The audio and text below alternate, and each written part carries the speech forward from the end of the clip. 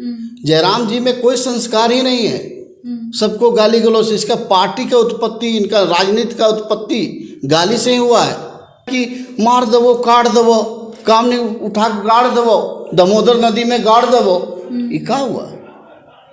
और इसका पार्टी का एक प्रवक्ता है अमित, आदिवासी बहन ज्योत्सना करकेट्टे और निशा भगत को क्या नहीं गाली दिया। कभी उसके साथ सिंदूर लगा के फोटो एडिट करके अपने, तो यही संस्कार है।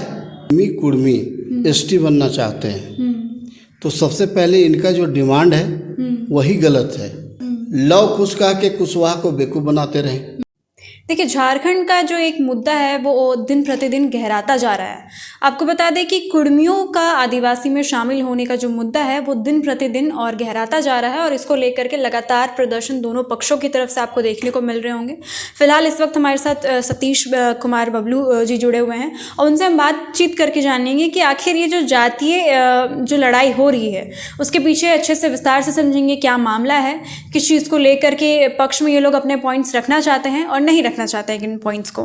फिलहाल इनसे बात करेंगे और जानेंगे। आप पूरे अच्छे से अपना परिचय देते हुए आगे बताइए कि अभी फिलहाल जो चल रहा है वो क्या चाहते हैं आखिर। कुर्मी महतो कुशवाहा ये सारी जो चीज़ें बटी हुई हैं ये एकजुट होकर के चाहती हैं या फिर अलग अलग जाति इसमें बटे हुए हैं वो चाहते हैं। सबसे पहले नमस्कार, जोहार। जनसभा के जितने भी दर्शक हैं सभी को नमस्कार करते हैं। आपने जो अभी सवाल किया कि कुर्मी एसटी बनना चाहते हैं तो सबसे पहले इनका जो डिमांड है वही गलत है। और ये कुर्मी समाज जो है, हम लोगों ने पहले भी बताया, 2 दिन पहले हमारा रांची में पीसी था तो हमने एक बात इनके लिए एक शब्द जोड़ा है, ये लोग राजनीतिक ठग हैं।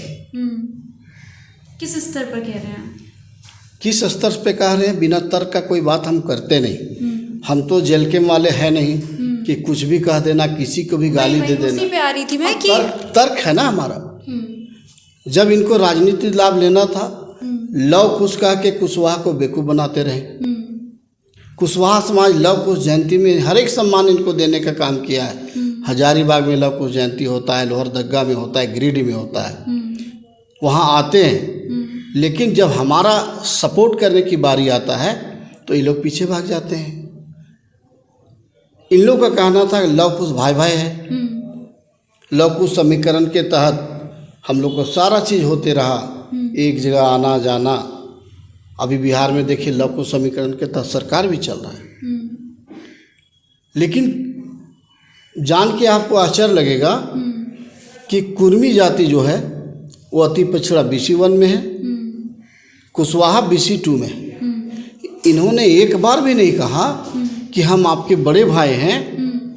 लोग कहते हैं, ऐसा मानना है कि लव बड़े भाई हैं, कुछ छोटे भाई हैं। तो लव अगर बड़े भाई एक BC1 में है, अति पिछड़ा में है, एक बार भी प्रयास इन्होंने 25 सालों में नहीं किया कि कुछ भी हमारा अति पिछड़ा। अगर मेरा भाई अति पिछड़ा में है तो हम भी अति पिछड़ा हुए ना।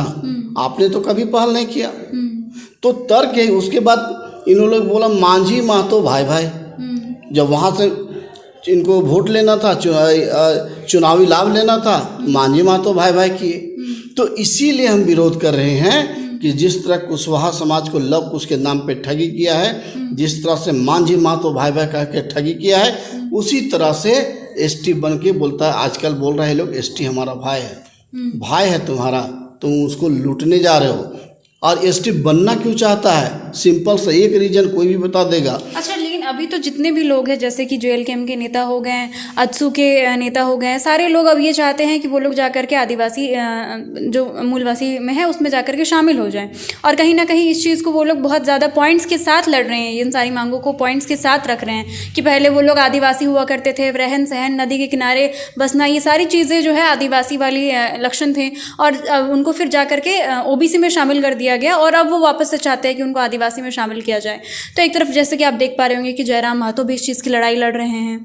तो अभी आप कह रहे हैं कि अब BC1 में शामिल किया जाए, आदिवासी में नहीं। देखिए, जो पॉइंट ये लोग रख रहा है वो सारा पॉइंट फर्जी है। आज हम बताते हैं, इस बिल्डिंग जहाँ बैठे हैं कल हम पेपर दिखा देंगे मेरा है। अरे कुछो कागज निकाल के एडिट करवा के दिखा देंगे है। अगर आप जिसमें आप बोलते हैं कि हम 75 साल पहले आदिवासी थे, तो 75 साल से कहाँ सोए हुए थे? अभी आपको याद आ रहा है? अभी इसलिए आप आदिवासी बनना चाहते हैं कि जो आदिवासी का 28 सीट रिजर्व है उस पर नज़र है। उनका कहना है कि लड़ाई उनकी बहुत पहले से चल रही है। लड़ाई पहले से चल रहा है, लड़ाई तो हम लोग कभी सुने नहीं, ये तो हम 5-10 साल से देख रहे हैं। एक बार और पहले हुआ रेल टेको डहर से कोई 11 कार्यक्रम हुआ था, एक बार अबर हो रहा है। अरे हम भी झारखंड में यही रहते हैं, हम तो 2-4-5 साल से इनका आंदोलन देख रहे हैं और राजनीति में हम भी 20 सालों से हैं। इससे पहले तो हमने कभी नहीं देखा। तो एसटी का जो 28 सीट है रिजर्व विधानसभा का, वो ही करना चाहते हैं। चाह रहे कि भाई 10 विधायक 8 विधायक तो हम बना ही ले रहे हैं, डिप्टी सीएम तो बना ही लिए, अब हमको मुख्यमंत्री बनना है। तो एसटी सिर्फ राजनीतिक लाभ लेने के लिए ये लोग बनना चाहता है, दूसरा कोई मतलब नहीं एसटी बनने का। अब आप समझिए कि जिस जाति का सीट रिजर्व किया गया, क्यों किया गया? क्योंकि वो इतना पिछड़ा है कि वो मतलब जनरल सीट रहने से वो जीत भी नहीं पाता है। इसीलिए कहा कहता है कि मूलवासी हैं, इसीलिए उनके नाम पे सीट रिजर्व किया जाता है। मूल निवासी है तो क्यों वो अति पिछड़ा? अभी देखिए ना आदिवासी समाज के लोग, आप जाइए तो कितना गरीब लोग है, एकदम अति गरीब लोग हैं। आप उसका गरीब का अधिकार छीनना चाहते हैं। मेरा मानना है और भारत सरकार से अपील भी करते हैं कि जो कुर्मी समाज है इसको BC1 अति पिछड़ा हटा के BC2 में करना चाहिए, क्योंकि ये संपन्न लोग हैं। 10 विधायक है, 2 संसद है, प्लस यूनिवर्सिटी कॉलेज, क्या नहीं इन लोगों के पास।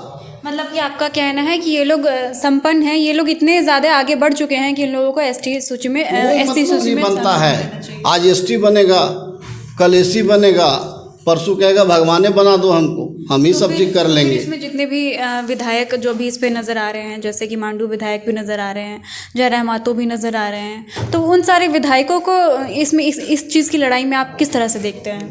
देखिए, इनके जितने भी विधायक हैं उसमें हमको 2 विधायक ज़्यादा सक्रिय दिखे, एक जयराम महतो, एक मांडू विधायक तिवारी महतो, यही लोग ज़्यादा एक्टिव है। हम कहाँ देखे अमित महतो को, आप कहाँ देख लिए अमित महतो को उस टाइप का, और भी जितना भी कुर्मी विधायक कहाँ वैसा देखे। 2 ही लोग ज़्यादा सक्रिय है। जयराम जी हम तो शुरू से कहते आए, जयराम जी में कोई संस्कार ही नहीं है, सबको गाली गलौज। इसका पार्टी का उत्पत्ति, इनका राजनीति का उत्पत्ति गाली से ही हुआ है। इस चीज़ से क्या तात्पर्य है? कहाँ पे गाली गलौज हुआ है? अरे कहाँ हर एक ऑफिसर के बोलता है कि मार दबो, काट दबो, काम नहीं उठा के गाड़ दबो, दामोदर नदी में गाड़ दबो, ये क्या हुआ? और इसका पार्टी का एक प्रवक्ता है अमित, आदिवासी बहन ज्योत्सना करकेट्टे और निशा भगत को क्या नहीं गाली दिया? कभी उसके साथ सिंदूर लगा के फोटो एडिट करके अपने, तो यही संस्कार है कुर्मी समाज। आप भी बोलने दीजिए हमको, कुर्मी समाज का यही संस्कार है। आप भी अपने माता बहन के साथ यही करते हैं। ये साफ साफ दर्शाता है JLK पार्टी महिलाओं को सम्मान नहीं करने जानता है, और जो भी इसके पार्टी से अगर छोड़ दिया तो उसको आप बेइज्जती करेंगे। जब निशा भगत पार्टी छोड़ी तो फोटो एडिट दिखा रहा, बियर पीते हुए, दारू पीते हुए, मतलब पार्टी में आपका था, उसमें बहुत सन्यासी थी, बहुत अच्छी थी, आप पार्टी छोड़ दी तो आप इस तरह का हरकत करेंगे। इससे आपकी मानसिकता दर्शाता है कि आप सिर्फ जातिवादी लोग हैं। और जयराम महतो तो कहा कि पार्टी कल रहे ना रहे, हम कल रहे न रहे, मेरी जाति हमेशा रहेगा, पहले जाति फिर पार्टी। एक चुना हुआ प्रतिनिधि, आपको क्या डुमरी में सिर्फ कुर्मी समाज वोट दिया है और लोग नहीं दिया है? 15,000 कुशवाहा वोट दिया है डुमरी में, तब आप विधायक बने। लेकिन हमने अपील उनको बातचीत किया था उदय मेहता से, उन्होंने भी ये कहा कि जैसे कि आप बता रहे हैं कि कुशवाहा समाज जो है, वो दांगी समाज है, जितने भी ये सब जो कुर्मी लोग हैं वो अब काफ़ी संपन्न हो गए हैं, तो वो लोग आदिवासियों में शामिल होकर के वो लोग को और डेवलप करना चाहते हैं, ताकि अब जो उनकी मांगे हैं उनके समाज में मिलजुल करके वो लोग को भी ऊपर खींचे। वो लोग ये चाहते हैं, मतलब वो उनका कहना है कि वो SC में शामिल होकर के उन लोग की ही भलाई करना चाहते हैं SC। अच्छा, एक चीज़ बताइए, आप जब संपन्न हो गए हैं तब भलाई कहीं भी रह के कर सकते हैं ना। आप तो अति पिछड़ा में हैं, वहीं से क्यों नहीं भलाई कर देते? ऐसा थोड़ी है कि आप हमको मदद मेरे घर के आके ही कर सकते हैं, आप अपने घर से भी हमको मदद कर सकते हैं। ये तो उदय जी का सवाल में ही जवाब है। मदद करना चाहते हैं वो लोग, बोल रहे हैं कुर्मी समाज के लोग कि हम लोग संपन्न हो गए हैं तो हम चाहते हैं कि एसटी को मदद करें। तो एसटी की मदद करने के लिए आप कई तरीके हैं। जयराम महतो का एक भी वीडियो आप नहीं देख पाएंगे कि एसटी समाज को मदद करते हुए। कोई एसटी समाज परेशानी में है उसको देखिए, उसका वीडियो देखिए ना, कुर्मी यहाँ फंसा, कुर्मी, सिर्फ कुर्मी का ही वीडियो मिलेगा। क्योंकि ये लोग जातिवादी लोग हैं।